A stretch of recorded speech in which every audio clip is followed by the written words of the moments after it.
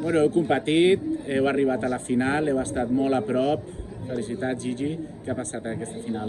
Bueno, primer de tot, moltes gràcies. Sí, hem arribat a la final i amb moltes ganes, amb molt bon moment, sobretot perquè portàvem 10 gols amb 2 partits, però crec que ha sigut un partit una mica gris, ens ha faltat a l'últim moment, sobretot que hi ha oportunitats més clares, amb menys defenses a dins de l'àrea, i tots els penaltis que hem tingut, que han sigut dos, doncs no els hem pogut posar.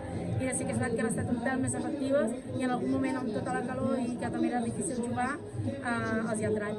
I al final no hem pogut fer cap gol.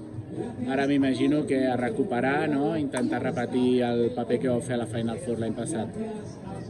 Sí, i tant, i a sobre encara tenim Lliga i tenim Aquela. O sigui que ara mateix hem de recuperar totes les forces, totes les ganes possibles i veure el que ha passat, que hem de millorar i cap a la Copa d'Europa.